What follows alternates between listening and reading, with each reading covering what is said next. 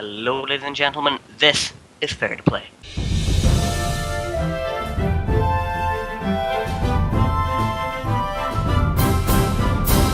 That's right, Fair2Play, a show where we analyse how fair a game's free-to-play model is if you put no money into it at all. Today, we're looking at Neverwinter. Neverwinter is an MMORPG developed by Cryptic Studios and published by Perfect World Entertainment. It's a game set in the Dungeons & Dragons universe. Let's get into it. First, we want to discuss the free-to-play model in it. The game has three forms of currency. It has the semi-premium Astral Diamonds, the totally premium Zen, and the completely in-game money, which is your basic MMORPG gold, silver, copper. This is mainly used during the leveling process for buying potions, scrolls, and used quite a lot at the end game during high-level crafting. Astral Diamonds are the semi-premium currency in Neverwinter. You can buy them with the premium currency Zen, but they are quite expensive. The main way you earn Astral Diamonds is by doing daily dungeons. These daily dungeons vary from being very easy to being very difficult. You can then spend your Astral Diamonds on the auction house buying items from other players, or spend them on things like lesser identification scrolls, or a few special items from the vendors. And finally we have Zen, the fully premium currency of Neverwinter. That means you're going to be spending real money on getting this. Zen will be able to get you companions, fashion items, extra bag slots, mounts, professions, and basically anything to give you an extra edge in the game.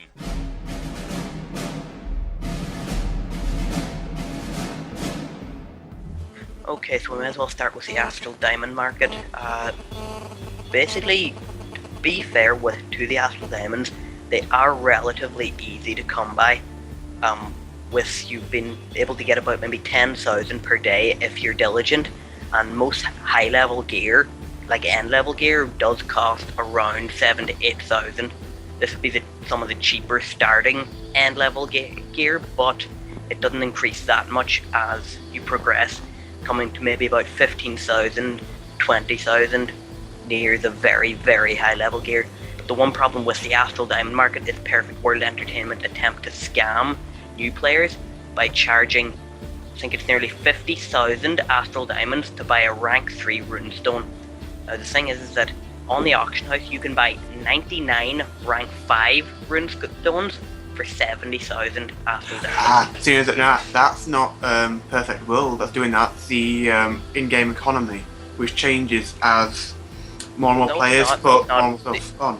No, these runestones are being sold by Perfect World Entertainment's in-game store. Oh. The Astral Diamond store. Oh, If you go into your if you click on the Astral Diamonds to spend them. But essentially what that kind of shows is if a player is not willing to shop around and look at what other players are offering, then they're going to get scammed, quite frankly. Yeah, so if someone does get scammed by this, it's as much their fault as it is Perfect World. World Entertainment. I mean, I think the only error here is the fact that they drop so commonly, so obviously there's a lot of supply in the market, price is going to come down.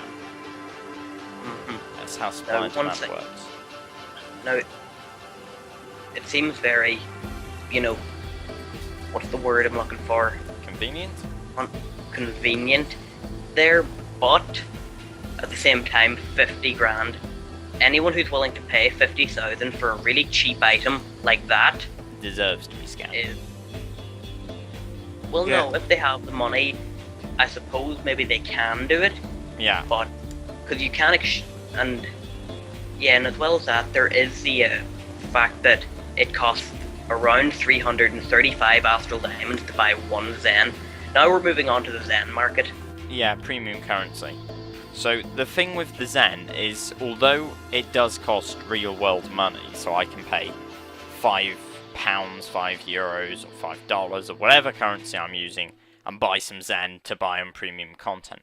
But alongside this, they have given you the option to convert your Astral Diamonds into Zen by buying Zen off other players. So it's all the trade within players itself. If I check the market at the moment, which I've forgotten how to do, on the current market you need 33,400 Astral Diamonds for 100 Zen.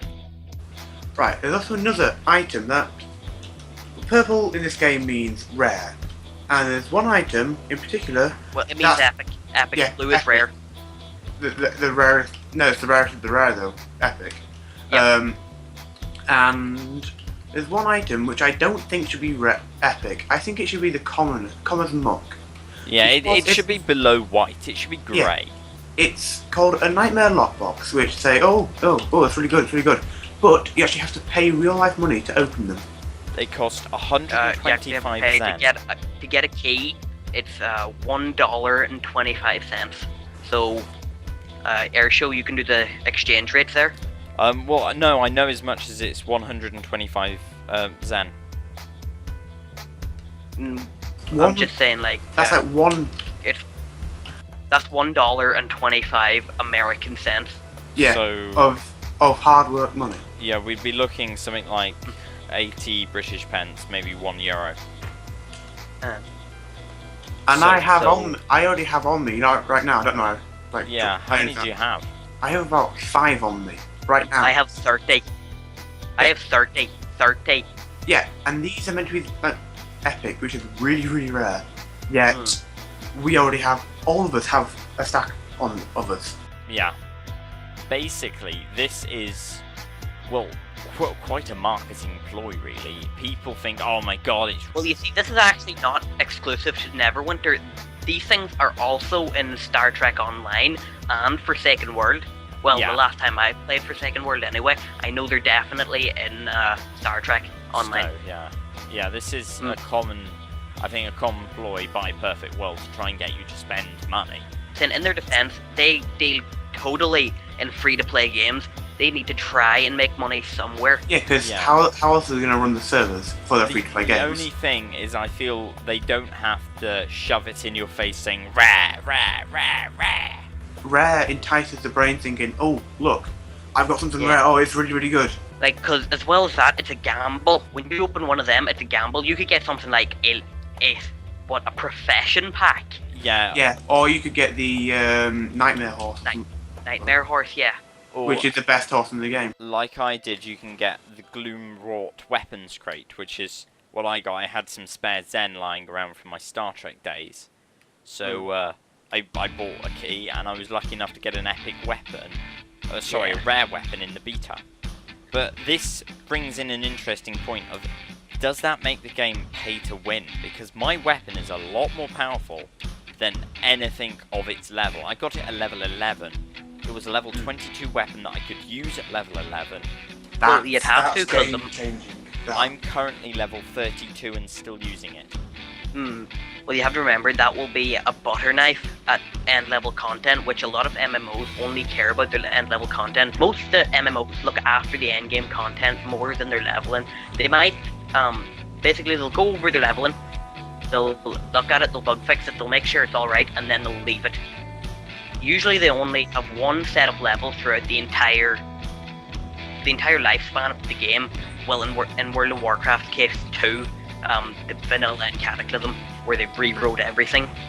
Yeah. They all, instead of making new or fixing or changing things in the original stuff that they already built, they like adding more on and more and more, you know, to keep things interesting so you're not going back through different places you've already been. Yeah, but the problem, I think, that's quite prominent here in Neverwinter, with the epic gear that you can just get from paying, $1.25, is PvP.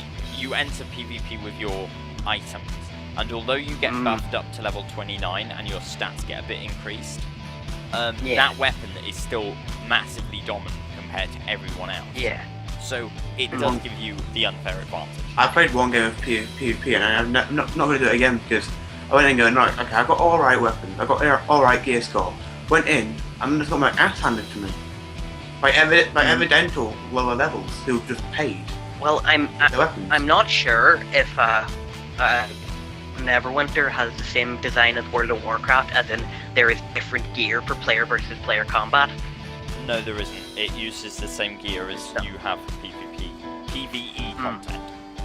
I think that kind of brings us a bit neatly to a close, talking about their free-to-play model in itself, and kind of brings us on to how fair it is, and that thing that everybody at home has been waiting for, the Picard rating. After reviewing Neverwinter, Rob, drumroll please. Neverwinter, a game by Cryptic Studios, gets a 3. Yay!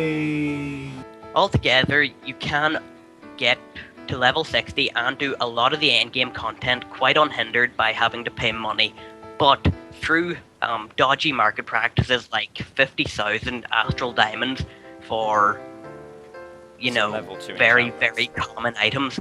Yes, there show. It can't get anything higher than that.